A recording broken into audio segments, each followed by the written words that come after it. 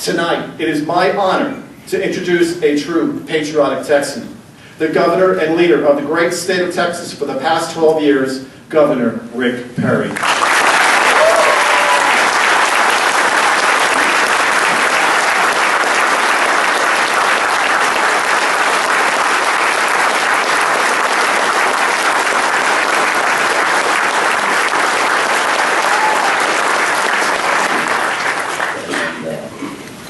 Wayne, thank you very much. I'm going to try to move this up a touch, and thank you all for coming out here tonight. And I apologize, I'm a little bit shy on volume. I came directly from the left coast, literally. Just got off a plane about an hour ago from San Diego, and had spent the better part of Friday and part of Saturday, and not realizing it, but at a football game I was also recruiting a business to the state of Texas. So talking to businessmen and women about relocating to our state and why it makes sense. And let me share with you the passage of Proposition 30 in California that they, this last November, they passed, which raised their tax rates substantially on businessmen and women, has made California a target-rich environment. Pro-business, low-tax, fair, predictable, regulatory states like you and the men and women who are sitting here, some who, Bill and Kelly, and who've done an incredible job over the course of the last decade creating this climate in our state where people know. I mean, it's not just a story. It's not, people know to their core across this country that there is still a place where freedom is special, that opportunity looms large, and that place is called Texas.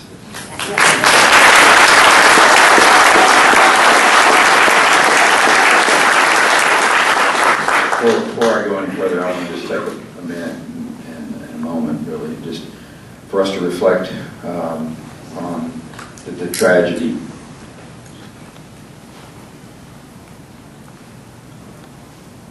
that occurred in our country. And, when evil visits the way that it did. And there's going to be plenty of time to have conversations about this or that. But right now, I hope all of us will just really reflect on how fleeting life can be. And the idea that those parents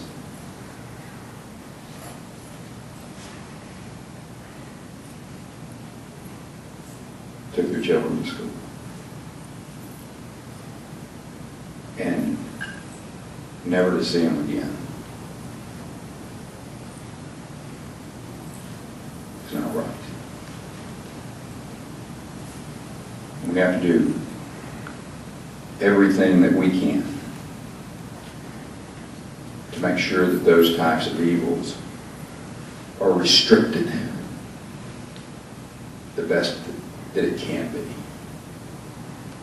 But more important, during this holiday season, a season when we celebrate life and the birth of a Savior, that we take the time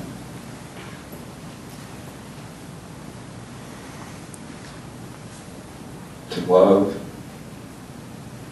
our families, and particularly those young ones that we have around, and to just share with them the love that you can and should share with them. So, life is precious, and we just need to remember to share with our loved ones just how much we love them. Pray for them. So anyway, I want to tell you, we were just saying, Matt, that I'm pretty sure that I'm looking forward to the legislative session. I'm excited about work with these men and women, and I'm not sure there's ever been a more conservative legislature in my 28 years.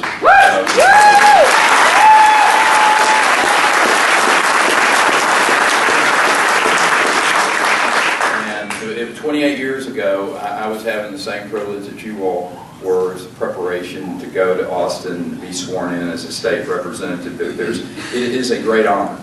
It's a great honor that your neighbors, who know you as well as anybody, and they've decided to send you to represent them. They can't go. It's the way our system is set up, that we have representative government, and we go and we choose men and women to go represent our philosophical positions. And you all have sent some young men and women who I'm excited about getting to go work with. Bill and Kelly I've worked with through the years, and just, you know, upholding the Constitution and laws of the state and of the United States. And it's important.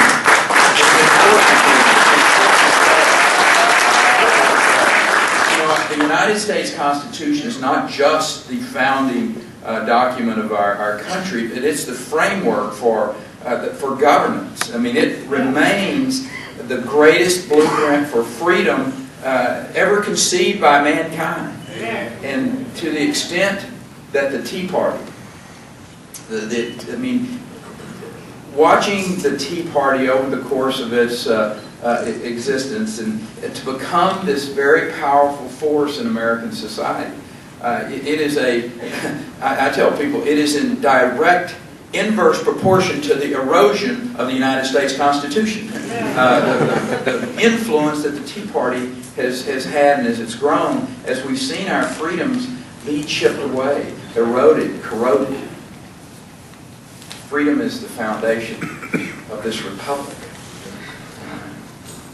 But freedom is only as safe as the rule of law. So the rule of law requires a constitution that doesn't evolve because there are some judges who decide they want to interpret the Constitution for us. It needs to remain this unchanging document that protects the rights and freedoms of every American.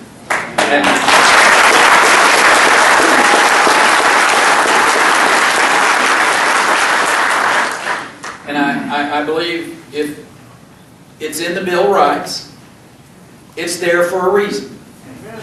And we don't have a cafeteria plan. We need to live by it if it's there. The power is not delegated to the United States by the Constitution, or prohibited to. It's for the states and or the people respectively. Amen.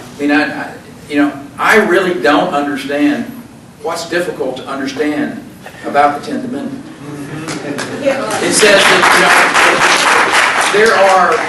there are limited numbered duties that the Constitution say this is what the federal government is supposed to be engaged in. Everything else, you states are going to have to work it out. We often teach separation of powers between the three federal branches of government.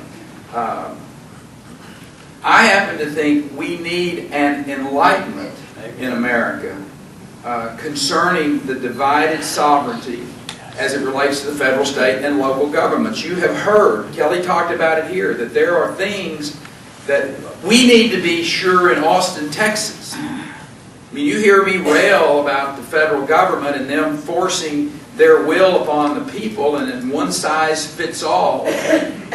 But we in turn need to be just as watchful that we don't create unfunded mandates on the local cities or the counties or the independent school districts.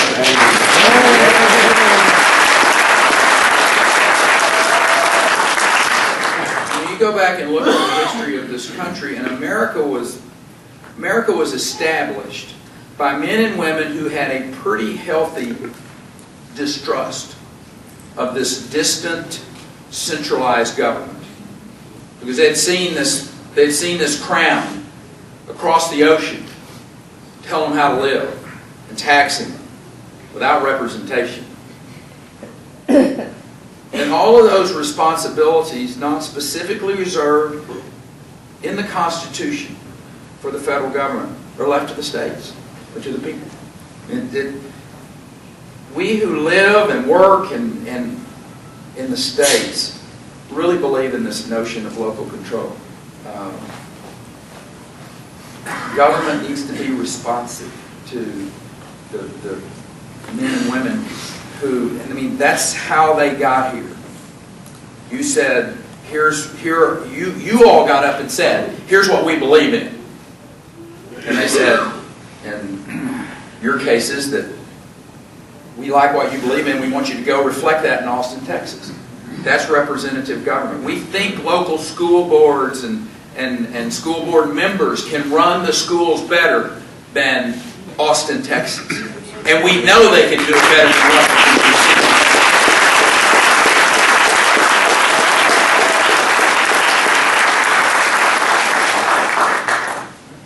I think every one of the legislators got up here and talked about one of the key tenets of the Tea Party. Taxed enough already. And indeed, the central issue facing Washington, D.C. is not whether any income category is taxed enough. The problem in Washington, D.C. is whether the federal government knows how to stop spending. Amen.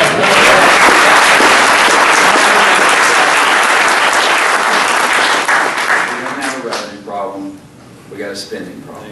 Exactly.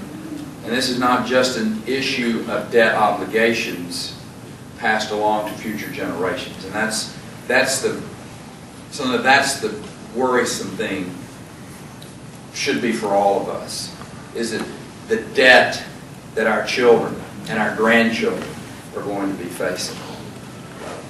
And another good example of it is the federal government trying to force the states into this one-size-fits-all health care program, the Affordable Care Act, better known as Obamacare. And you know, even without Obamacare, and Stephanie understands this extremely well, coming out of the medical profession. You know, even without Obamacare, the state of Texas is on track to spend 1/3 of our budget in Medicaid by 2023. I mean, you know, there are people who have questioned why I have stood up and said that I am not for expanding Medicaid and that I am not for these federal exchanges. And the fact is, we're on track. I mean, if we don't get some flexibility from Washington, D.C., if they don't give us the ability to deliver health care to our citizens in ways that are more efficient, more effective, and I will suggest to you in a substantially better way, a more passionate and compassionate way, we're going to go bankrupt. So why would we want to add more people onto a program that already is headed in the wrong direction? I said it's not unlike putting 1,000 more people on the Titanic when you know how it's going to end up.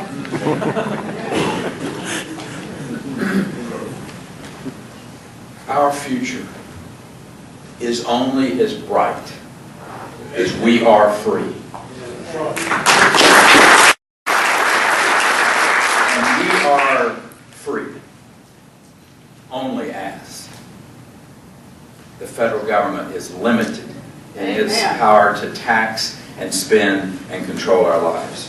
That is building. I will tell you, I'm excited about the future of the state of Texas. Now, you know, my friends in California got to decide how they want to live, and that's the beauty of this. If they want to be overtaxed and overregulated and overlitigated, they can stay. But we want to give them an offshoot. Amen. We want to tell them that there still is a place where you can be free. There is still a place in America where freedom reigns. There is still a place where we respect the Founding Fathers' vision of this country. And that place is Texas. And you are sending men and women who understand that to their core to Austin, Texas. And I look forward to standing by their sides and making Texas even a better place to live, to raise a family, and to have a business. God bless you.